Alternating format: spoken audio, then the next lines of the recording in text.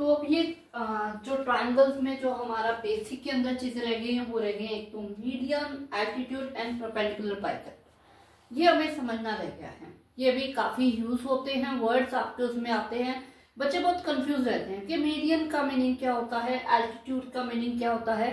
ठीक है, तो देखो एक ट्राइंगल के अंदर मीडियन जो होती है, अगर हम कहें ए बी सी, मैंने मान लो बी से मीडियन ड्रॉ की है, तो अगर वर्टेक्स बी से मैं मीडियन ड्रॉ करूंगी तो जो ये साइड होगी इस साइड को वो इक्वल पार्ट्स में बांटेगी। ये होती है मीडियन, कि अपनी जो ऑपोजिट साइड है वो इक्वल पार्ट्स में बांटेगी।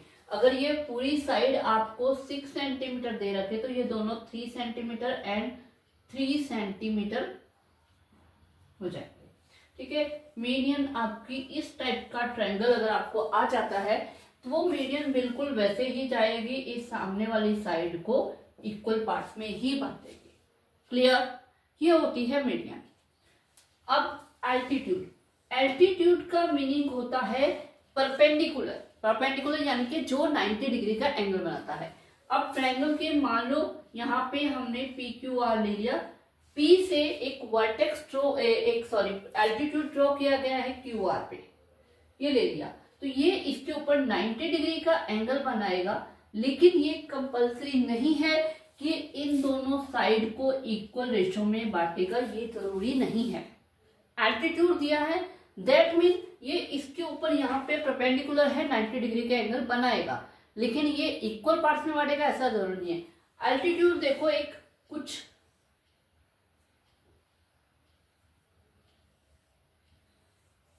मान लो ये ट्राइंगल है, इस ट्राइंगल में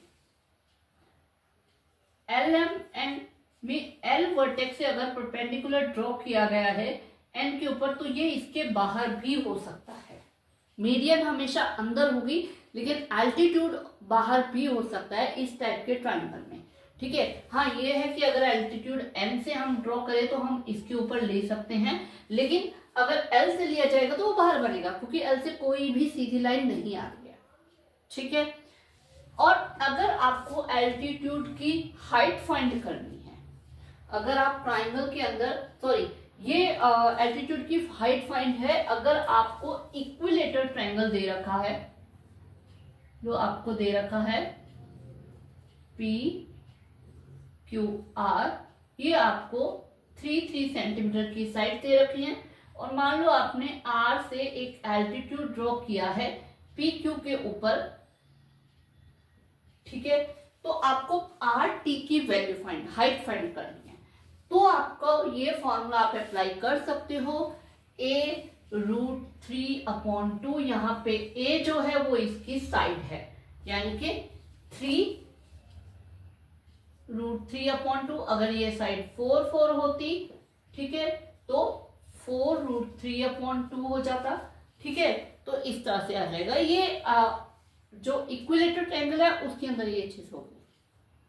ओके, क्लियर। और हाँ, एक चीज और, एल्टीट्यूड आने से आप इस ट्रायंगल का एरिया का आप ये फॉर्मूला लगा सकते हो, half into base into height. जो हाइट है वो ये एल्टीट्यूड हो जाएगा, और बेस जिसके ऊपर ये 90 डिग्री का एंगल बन रहा है, ये लाइन LM और ये एल्टीट्यूड, तो ये लेके आप सॉल्व कर सकते हो। ओके, थर्ड चीज है perpendicular bisector of line. Median में लाइन को बाइसेक्ट कर रहा है। बाइसेक्ट का मीनिंग क्लियर है ना? बाइसेक्ट का मीनिंग बहुत से बच्चों को नहीं पता होता। बाइसेक्ट का मीनिंग होता है 2 इक्वल पार्ट्स में डिवाइड करना। ठीक है, डिवाइड इन 2 इक्वल पार्ट्स। किसी भी लाइन को 2 इक्वल पार्ट्स में, अगर ये लाइन है, इसका ये परपेंडिकुलर बाइसेक्टर है, तो ये इन दोनों को इक्वल पार्ट्स में डिवाइड कर, दैट इज द बाइसेक्टर। ठीक है, एंगल बाइसेक्टर होगा तो एंगल को 2 पार्ट्स में बांटेगा इक्वल। 60 डिग्री का एंगल है, उसका एंगल बाइसेक्टर होगा तो उसे 30-30 में बांट देगा। ओके, अब यहाँ पे है परपेंडिकुलर बाइसेक्टर, यानी कि अगर कोई ट्रायंगल आपका कुछ इस टाइप का है, ठीक है,